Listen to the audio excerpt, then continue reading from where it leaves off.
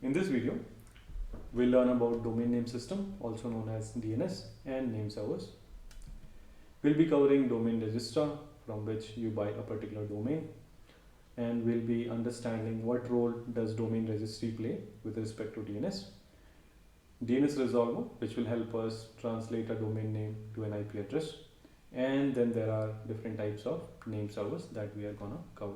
To start with, we will cover how a domain name is registered, and this will be followed by how a particular domain is resolved once it has been registered. So let's say there is a user who wants to buy a domain, let's say jspage.in. He will go to something known as domain registrar. There are a lot of different domain registrar available, such as BigRock, GoDaddy, Google Domains, and many more. So on the domain registrar, the user will go and make a purchase of the domain jspage.in, and the registrar in this case will go to something known as domain registry. A domain registry is responsible for making an update on the TLD name servers. TLD stands for top level domain name servers.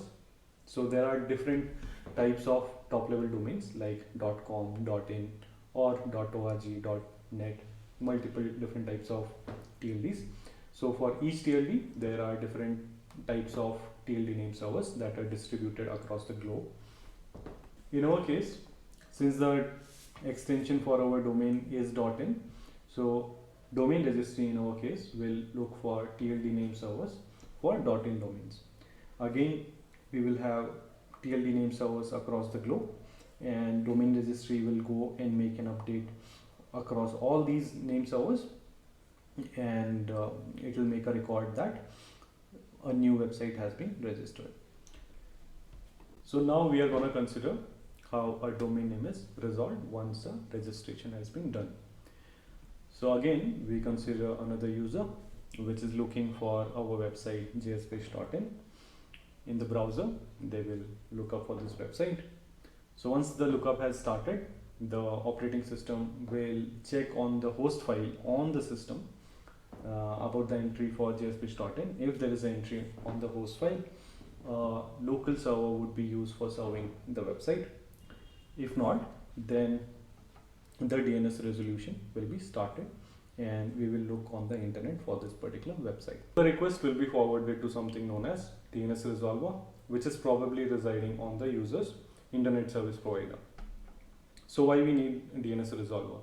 So DNS resolver's role is to basically translate the jspage.in domain name to an IP address, so that we can do a lookup for that particular IP and get connected to the server where this particular website is hosted. So DNS resolver will start the lookup from something known as root name server. So there are about 13 root name servers located strategically across the globe, and these are maintained by 12 different organizations. So these root name server will be contacted from DNS resolver. It will send the domain name that it is looking for. The root name server, since the entry currently resides at TLD name server, will not be knowing about our website jspage.in. So in response, the root name server will give the IP address of the .in TLD.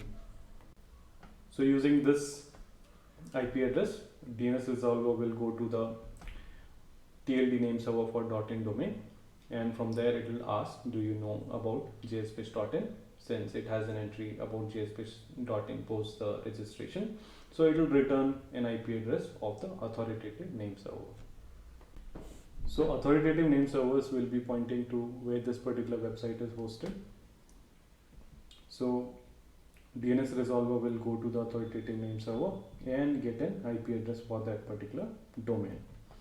This will be returned to the user, and the user can then make a request to that particular IP and get the website it is looking for.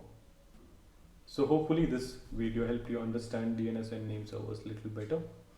Please let us know in the comments. Thank you for watching.